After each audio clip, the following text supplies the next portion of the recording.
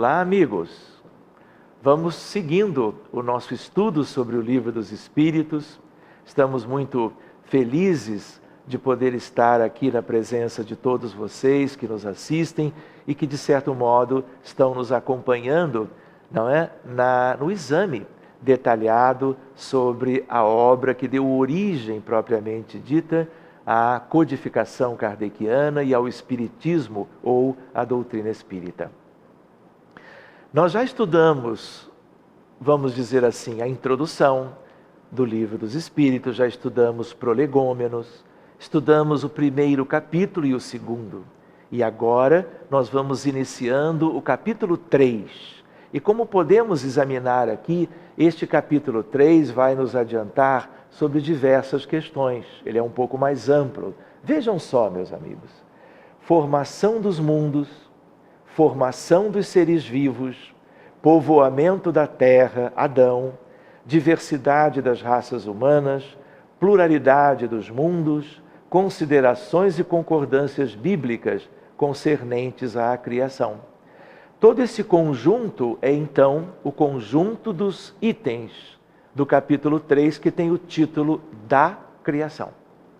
Então, vamos adiante e nós vamos ver um primeiro comentário que é de Kardec. O universo abrange a infinidade dos mundos que vemos e dos que não vemos. Todos os seres animados e inanimados, todos os astros que se movem no espaço, assim como os fluidos que o enchem. É curioso que Allan Kardec escreveu desta forma há mais de 1,5 séculos. E se nós trouxermos para a atualidade, esta frase, esta afirmação, ela é perfeitamente atual, portanto, e cabível, de tal maneira que é um belo exemplo da lucidez do codificador e da sua capacidade como cientista, como educador, de deixar elementos assim muito nítidos a respeito da nossa vida, a respeito da vida universal, algo para o nosso conhecimento desde aquela época. Seguindo adiante na obra, nós vamos ver a chamada pergunta número 37. Kardec pergunta aos espíritos: o universo foi criado ou existe de toda a eternidade como Deus? Muito bem, antes de vermos a resposta, nós gostaríamos de lembrar questões da ciência comum dos dias atuais. Vejam só. A pergunta é: o universo sempre existiu ou o universo teve um princípio? Se nós usarmos o conhecimento da cosmologia ou da astrofísica modernas, nós vamos ver que a maioria dos cientistas admite a ideia de uma grande explosão, a ideia do Big Bang. E essa ideia traz para nós a questão e a noção de que há mais ou menos 13,7 bilhões de anos, nós tivemos essa tal grande explosão e tudo teve início ali. Tudo que a gente possa imaginar do que nós já conhecemos e do que nós não conhecemos ainda, teria que ter tido início naquele determinado momento, ou chamado princípio cosmológico. E aí a ideia de que ali, a partir de uma massa altamente concentrada, que caberia no tamanho de uma bola de golfe, por exemplo, se deu origem a tudo que se conhece e que se viveu de lá para cá, nesses 13,7 bilhões de anos, incluindo todos os corpos celestes, todas as estrelas e seus elementos planetários, seus satélites, todas as estrelas e galáxias, os conglomerados e assim sucessivamente. Pois bem, então a maioria acredita que nós temos as coisas dessa forma. Mas existem outros cientistas que trabalham com a teoria do universo eterno. Teoria do universo eterno significa um avanço. Não desdiz a ideia da grande explosão, mas a grande explosão seria uma determinada etapa, um determinado momento de alta significação, mas não seria propriamente o início de tudo. E esta ideia do universo eterno, que ainda vai ganhando terreno no contexto dos estudos de cosmologia, é aquela teoria que tem mais a ver com a pergunta de Allan Kardec e com a resposta dos espíritos em relação a isso. Se não, vejamos, meus amigos, é fora de dúvida que ele não pode ter se feito a si mesmo. Se existisse como Deus de toda a eternidade, não seria obra de Deus.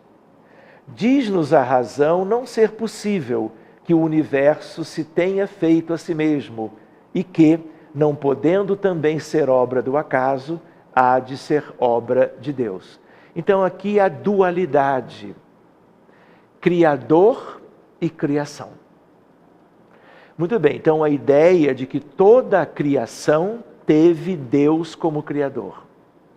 Nós ainda somos muito, vamos dizer assim, incapazes de termos uma ideia melhor da vida divina, da sua realidade. Nem nos conhecemos bem ainda, não conhecemos as características gerais mais distantes do universo material, quiçá do universo espiritual, dos mundos fluídicos, dos mundos semimateriais que os telescópios mais avançados ainda não conseguem detectar.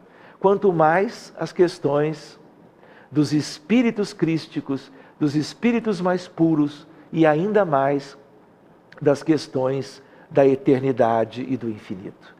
Portanto, a ideia de que se nós temos a dualidade Deus e criação, nós somos aprendizes da criação.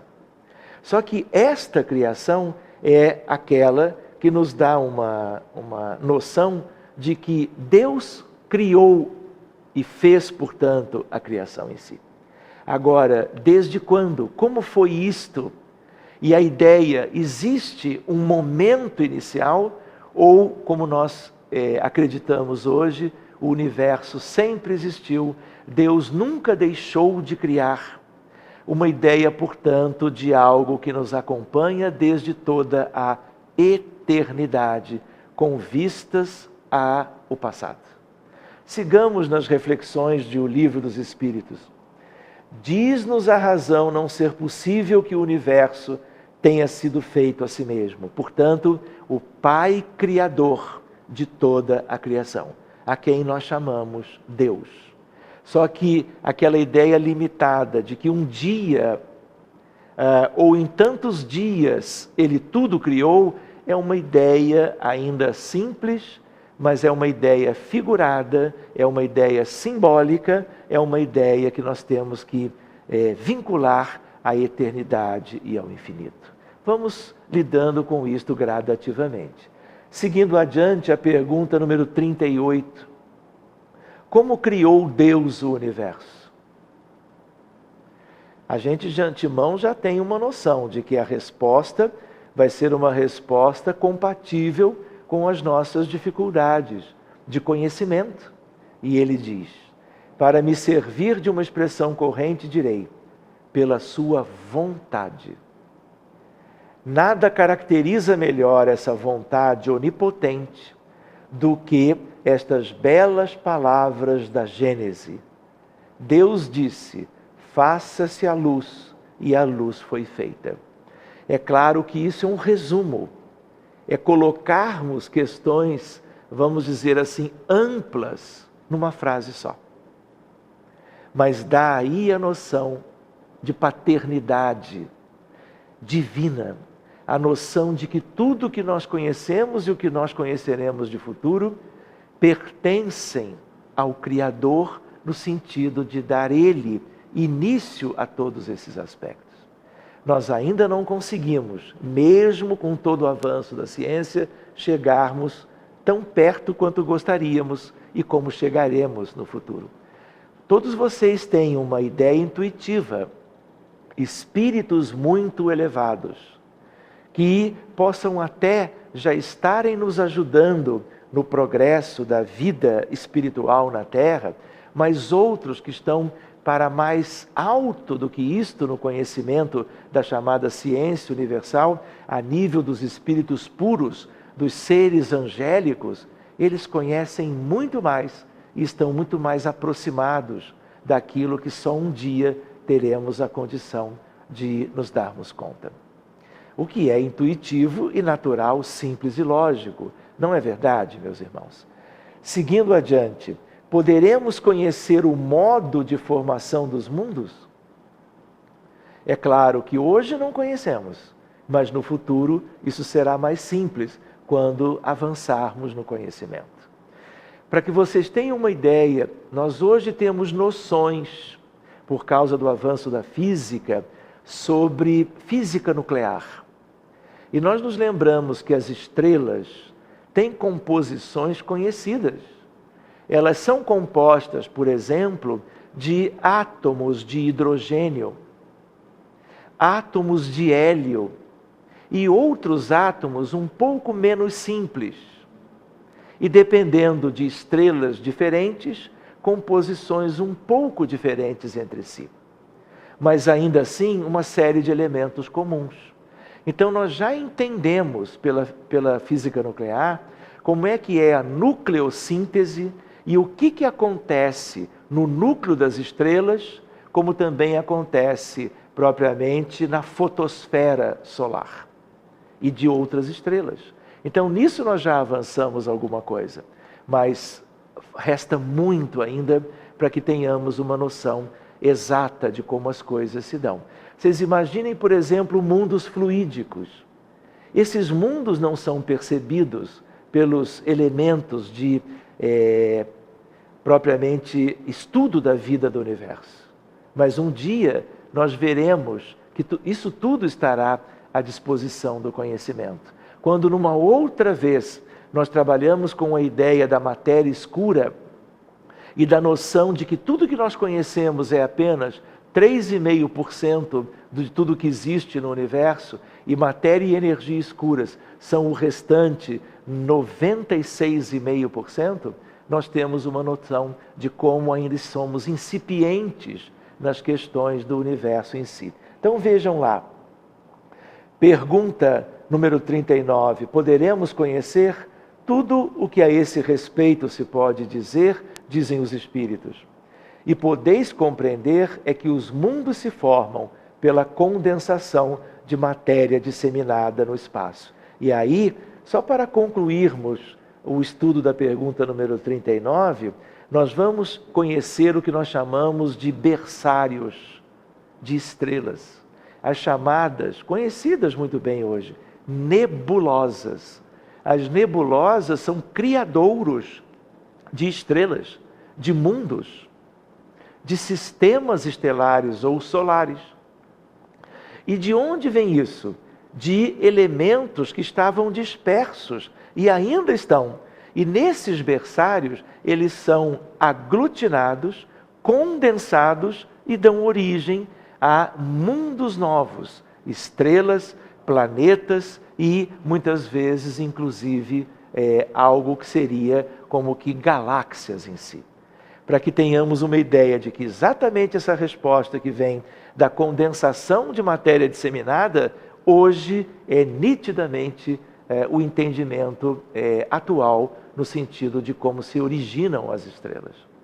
Para que possamos ver o quanto é útil nós estudarmos gradativamente esta obra.